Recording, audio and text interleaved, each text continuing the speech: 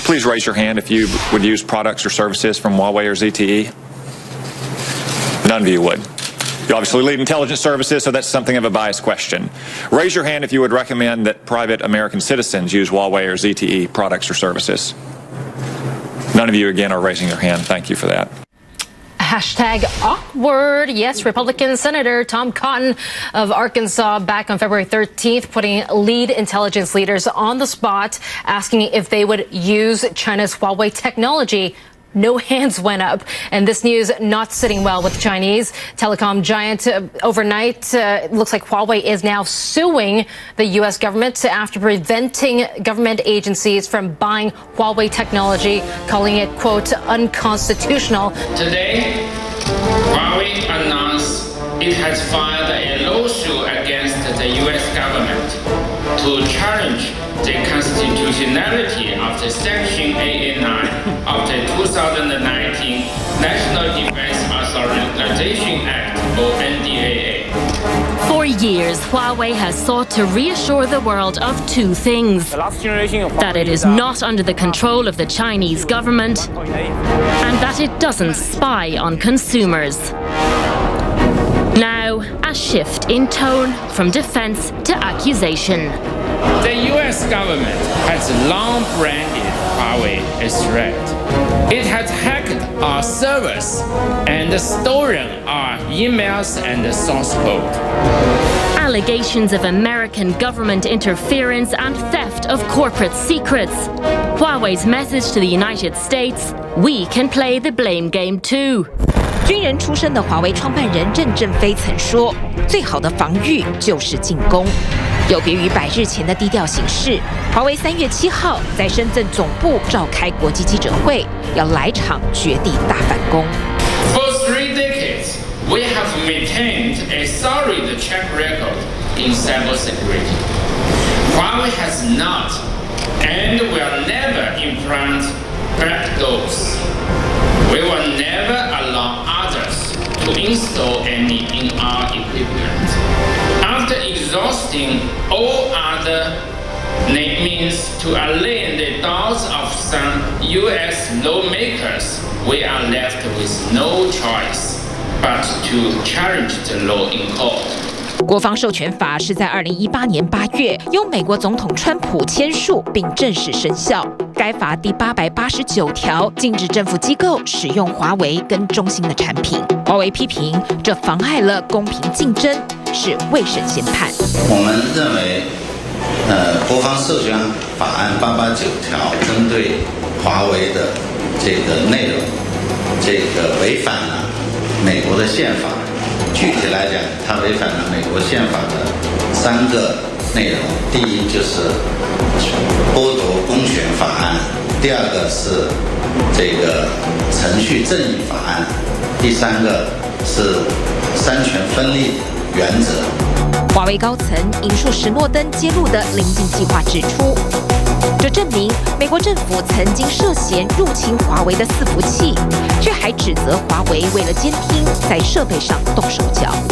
那我们认为就是安装后门，威胁其他国家安全，或者是收集情报，对于一个商业公司来讲，就等于自杀。尽管中美贸易战还没结束，但大陆外交部长王毅也表态支持华为。最近，针对中国特定企业和个人的行为，根本不是什么单纯的司法案件，而是蓄意的政治打压。同时，我们也支持相关企业和个人拿起法律的武器，来维护自身的权益，不当沉默的羔羊。这并不是中国企业第一次状告美国政府。2012年，大陆 A 股机械设备上市公司3亿重工就以违宪为由状告时任美国总统奥巴马和美国外国投资委员会。案子历经3年缠讼，最终和解，但当时北京并未介入，也不像今天这般公然表态。有分析因此认为，某种程度上，这应该也是中美2大国之间的一场政治博弈。他不可能扼杀掉我们，因为这个事件离不开我们。事实上，早在2月，任正非接受英国 BBC 采访时，批评美国的动机是不折不扣的政治迫害时，就是华为宣战的开始。The chief financial officer of Chinese tech giant Huawei is suing the Canadian government. That's after Ottawa gave the green light to extraditing Meng Wanzhou to the U.S. to face fraud charges. 3月3号，任正非的女儿、华为首席财务长孟晚舟反诉加拿大政府侵害她的宪法权利，被视为是家国启动引渡程序的反制。Ready and smiling, Meng Wanzhou looked confident as she walked out of her West Side home Wednesday morning, taking no issue with the throngs of cameras staked outside. As she pulled into BC Supreme Court, another crush of reporters. From Vancouver to China to Japan, each lining up more than an hour to get a shot of the woman at the center of a three-nation dispute. Come with me, please. Her defense lawyer Richard Peck noted the political character of her case, saying comments by U.S. President Donald Trump suggesting Meng could be a bargaining chip in a trade war. He also cited concerns about her arrest at YVR in December, saying he will be filing applications alleging abuse of process. A civil suit has already been filed against the Canada Border Services Agency, the RCMP, and the federal government. 这场引渡聆讯仅历时17分钟，法官便宣布5月8号再开庭审理。加拿大媒体认为，此案虽然充满高度政治性，但政治也是解决此案的最快途径。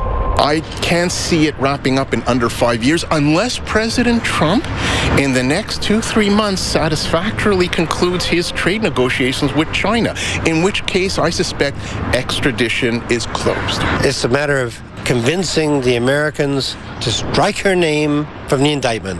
And that's the only way that this is going to be resolved. 对于华为提出的违宪指控，美国国务院目前没有评论。此前，俄罗斯网络安全公司 Kaspersky 曾提出过类似的诉讼，但以败诉收场。纽约时报认为，华为提告是想借此迫使美国公开华为如何威胁国安的证据，也可借此挽回国际信心。与此同时，华为日前也大动作在比利时布鲁塞尔成立新的网络安全实验室，强调华为设备可以透过这个新的创举受到透明检视。《华尔街日报》报道指出，多年来，美国逐渐升级遏制华为的行动。这家中国电信巨头按兵不动，等待时机。